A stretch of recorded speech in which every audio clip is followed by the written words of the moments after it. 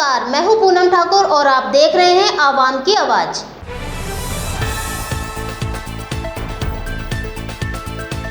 जानकारी के अनुसार मुंडा गांव में अदानी समूह की एक परियोजना के लिए जंगल की कटाई शुरू की गई है। इस कार्य के लिए सैकड़ों पुलिस बल की तैनाती की गई, जिससे ये संकेत मिलता है कि यह कटाई बड़े पैमाने पर हो रही है। स्थानीय ग्रामीणों का कहना है कि इस क्षेत्र में घने जंगल और जैव विविधता से भरपूर वन क्षेत्र हैं, जो न केवल पर्यावरणीय संतुलन के लिए महत्वपूर्ण है, बल्कि स्थानीय आदिवासी समुदायों की आजीविका का भी आधार है। कटाई की खबर के बाद ग्रामीणों में असंतोष बढ़ रहा है।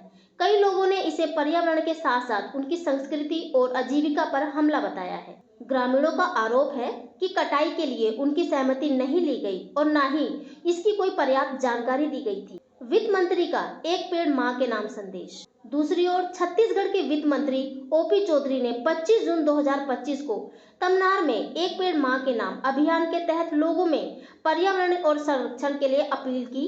इस अभियान के तहत उन्होंने पेड़ लगाने और पर्यावरण को सहेजने का संदेश दिया था, लेकिन एक ही दिन बाद मुंडा गांव में जंगल कटाई की खबर ने उनके इस संदेश को कटघरे में खड़ा कर दिया। स्थानीय लोगों का कहना है कि एक तरफ सरकार पर्यावरण संरक्षण की बात करती है, वहीं दूसरी तरफ औद्योगिक परियोजनाओं के लिए जंगल का विनाश किए जा रही है। ये दोहरा रवैया ग्रामीणों के बीच चर्चा का विषय बना हुआ है।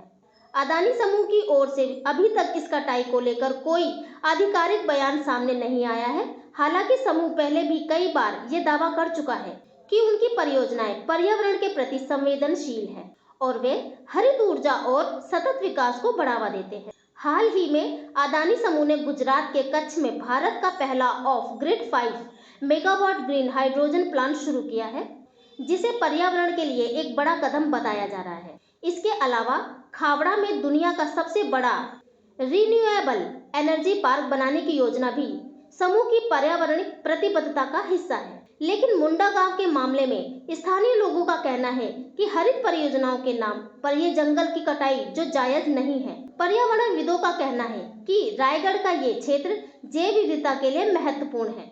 यहाँ के जंगल न केवल कार्बन अवशोषण में मदद करते हैं, बल्कि कई दुर्लभ प्रजातियों का भी निवास स्थान है। जंगल कटाई से न केवल पर्यावरण को नुकसान होगा, बल्कि स्थानीय आदिवासी समुदायों की आजीविका पर भी इसका नकारात्मक प्रभाव पड़ेगा। एक स्थानीय कार्यकर्ता ने कहा, जंगल हमारी माँ है, इन्हें काटने का मतलब है हमारी जड़ों को काटना। सरकार और कंपनियां हमें बिना बताए हमारी जमीन और संसाधनों पर कब्जा कर रही है। ये घटना कई मायनों में महत्वपूर्ण है। पहला, ये पर्यावरण संरक्षण और औद्योगिक विकास के बीच टकराव को उजागर करती है। दूसरा, वित्त मंत्री के संदेश और जंगल कटाई के बीच का विरोधाभास सरकार की नीतियों पर सवाल उठाता है। तीसरा, स्थानीय समुदाय में बढ़ता असंतोष सामाजिक और राजनीतिक तनाव को जन्म दे सकता है। स्थानीय लोग और पर्यावरण कार्यकर्ता इस कटाई के खिलाफ विरोध प्रदर्शन की योजना बना रहे हैं। कुछ संगठनों ने इस मुद्दे को लेकर कानूनी कार्रवाई की भी बात कही है। दूसरी ओर ये देखना महत्वपूर्ण होगा कि अदानी समूह और छत्तीसगढ़ सरकार इस विवाद को कैसे संभालते हैं। क्या सरकार इस कटाई को रोकने के लिए कोई कदम उठाएगी, या ये परियोजना निर्बाध रूप से ऐसे ही जारी रहेगी? इस बीच ये घटना एक बार फिर विकास और पर्यावरण के बीच संतुलन बनाने की चुनौती को रेखांकित करता है। रायगढ़ के इस मामले पर न केवल स्थानीय बल्कि राष्ट्रीय स्तर पर भी नजर रखी जा रही है।